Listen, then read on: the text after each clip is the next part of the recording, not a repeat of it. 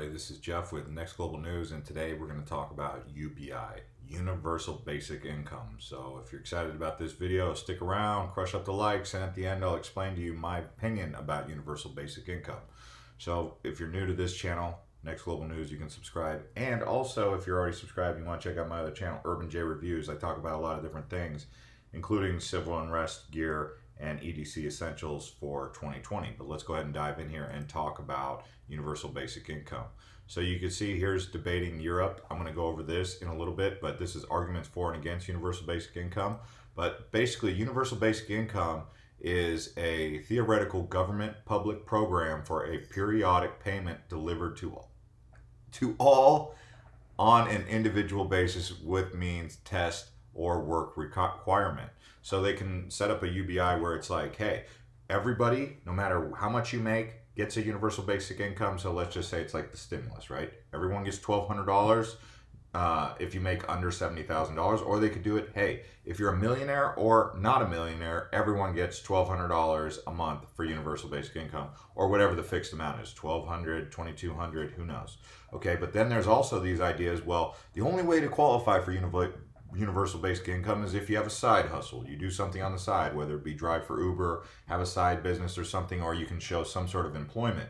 So there's all these different ways to think about universal basic income. Or they could say, if you have a side, something that you're working on the side, whether it be drive for Uber or drive for Postmates or something, you get the full amount. But if you don't have a job, then you only get half. So there's like incentives to do more.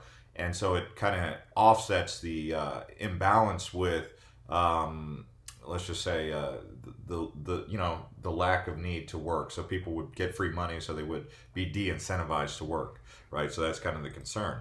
Now, how would universal basic income work? Well, you can see here on Give Directly, UBI would guarantee every citizen with within a governed population a regular payment from the government with enough money to live on. Most UBI plans would be funded by tax revenues and would either supplement or replace existing welfare programs. So we already have a big welfare program. We have Section 8 housing.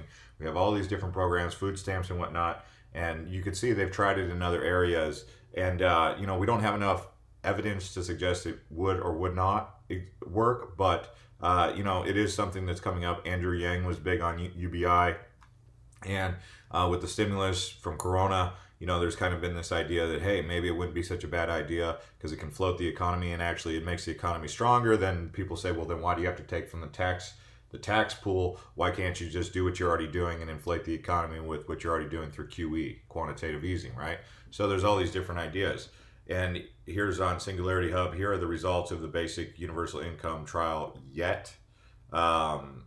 They have widespread job losses due to coronavirus are leading to renewed interest in the idea of universal basic income.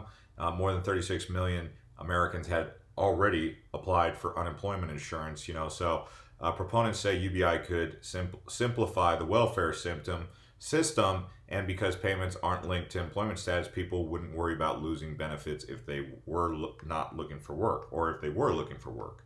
Okay, so a recent survey found that 71% of Europeans now support UBI. So this whole coronavirus has really ushered in this more support of UBI. And so if we go over here and we look at the pros for universal basic income, it promotes more of an equality. Some would call that, draw the parallel with socialism or communism, right? And then they say future-proofing the economy, automation threatens to pull jobs. So, as they come out with robots and all these different systems that, basically you could take, self-driving cars, what's going to happen to all the truck drivers, right? Where are they going to survive? So they have this idea of like, can the economy survive? Can people survive this and adapt? More time for yourself. They're saying, hey, instead of 5-day work weeks, maybe we can move to 4-day work weeks. Better working conditions and an end to means tested benefits. A UBI would replace the majority of benefits and is one of the least bureaucratic tax spend models. Some of the arguments against universal basic income, it disincentivizes work. We already talked about how, like, maybe you get $2,000 a month, so you're like, well, that's just a basic, I don't really need to do anything else. So, people will sit around, maybe they'll do more alcohol drinking or drugs or whatever. Doesn't target money to the most needy. The richest in society would also get a UBI, including billionaires. The role of benefits should be to help the poorest find employment, not to give those who already have money even more. Okay. Employers may pay lower wages. So with universal safety net, employers may have no incentive to increase wages beyond what is mandated by the government. So maybe like Walmart, they're like, okay, we're going to pay people $15 an hour. No one can get more than that because the government's going to offset the difference and pay you guys, so you guys are good to go. So Walmart, continues to get richer and richer and richer and cut into profit lines because they're, shaving off the top even more. These are conversations, and I'm just using Walmart as an example because most people always use Walmart. So it's bad for the economy is what the argument is. Giving every person a minimum income would be prohibitively expensive. Governments would have to borrow extensively, which would create perpetual government debt. If implemented on a cross-country level, a UBI would also lead to global inflation, making things more expensive for the average ordinary person. Well, we've already got runaway inflation. We've already got runaway debt. We're at $23 trillion in debt, something around that, just in the United States. Every country in the world is in debt. So, it's kind of like, well, once you get to 23 trillion, what's 223 trillion, really, seriously, 23 trillion is a lot of money. Once you get to that point, it's like, you're not going to be able to pay that back anyway. And it's like, this debt system, this money system is built on debt. And scarcity, they just need to really print the money out, I think, is one of the ways to get out, is print their way out of the debt, unfortunately. So UBI could be something to consider along the way.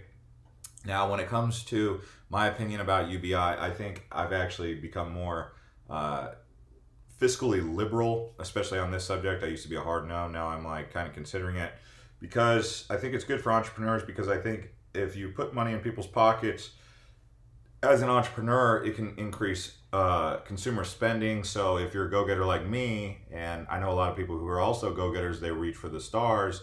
So for me, I'm like, hey, there's more money out there for me to draw to myself. The only problem is if these big corporations just continue to hoard all the money. So it's like, they're like, hey, great, we're going to do universal basic income, and we're going to railroad all the small businesses off the road, and we're going to just hoard all the money. Then it doesn't work, and I'm not for it, because we need to have these small businesses, and these corporations can't just hoard all the wealth to the 1%. That's what they already do, right?